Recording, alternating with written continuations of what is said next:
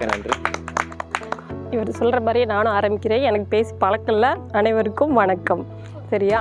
இப்போ ஆனால் உங்களுக்கு இங்கே வந்திருக்கிறவங்களுக்குலாம் எனக்கு தெரியும்னு நினைக்கிறேன். உங்களுக்கு கொஞ்சம் மரத்தை பற்றி தெரியும், அதோட முக்கியமான மரத்தோட முக்கியத்துவம் என்னன்னு சொல்லி தெரிஞ்சதுனால தான் இங்கே வந்திருப்பீங்கன்னு நினைக்கிறேன். அதனால் நான் அதை பற்றி பேச போகிறதில்ல. ஓகேவா? கண்டிப்பாக அது தெரியாமல் இங்கே வர மாட்டீங்க.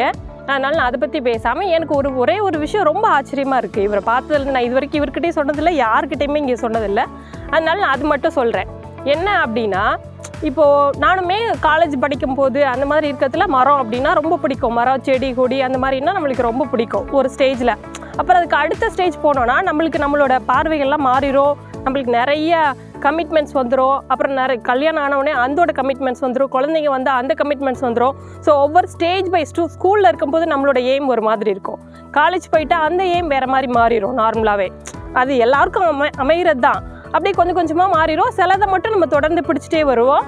இல்லாட்டி பிடிக்காமல் நம்ம அப்படியே நம்மளும் அந்த காலப்போட்டத்தில் நம்மளும் மாறிடுவோம். நீரோட்டம் எங்கிட்டு போகுதோ அது மாதிரி மாறிடுவோம். ஆனால் எனக்கு இவர்கிட்ட பிடிச்ச ரொம்ப பிடிச்ச விஷயம் ஒன்று என்னென்னா, இவர் முன்னாடி நினச்ச கனவை ஸ்டில் இன்னைக்கு வரைக்கும் அது என்ன நடந்தாலும், அவரோட சூழ்நிலைகள் மாறினாலும் சரி, சுற்றுலா அவருக்கு எவ்வளோ பேர் சொந்தக்காரங்க மாறினாலும் சரி, என்ன மாறினாலும் இவர் அதை விடாமல் அதை அப்படியே ஸ்டில் இன்னைக்கு டேட் வரைக்கும் கண்டினியூ பண்ணிகிட்ருக்காரு.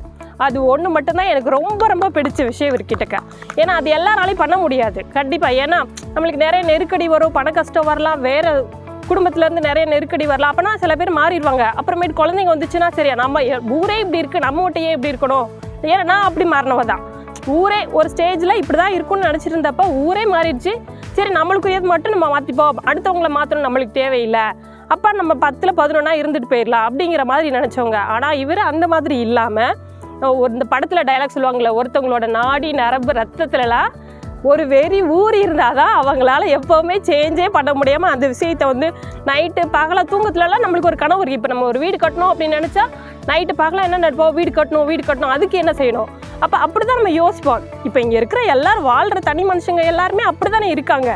ஆனால் இவர் அந்த இப்போ வீடு கட்டுறது அவரோட எய்ம் இல்லை. அதுக்கு பதிலாக அவரோட இது வந்து எவ்வளோ பெரிய திங்கிங் இருந்தால் அவரோட ஓட்டம் நட எல்லாமே இதை நோக்கியே இருக்குது பாருங்கள். ஒவ்வொரு ஸ்டேஜ் நான் ஒரு 3 வருஷமாக தான் இவரை பார்க்குறேன். ஸோ என்னாலேயே புரிஞ்சிக்க முடியுது. அதுக்காக நான் இவரை ரொம்ப பாராட்டுறேன்.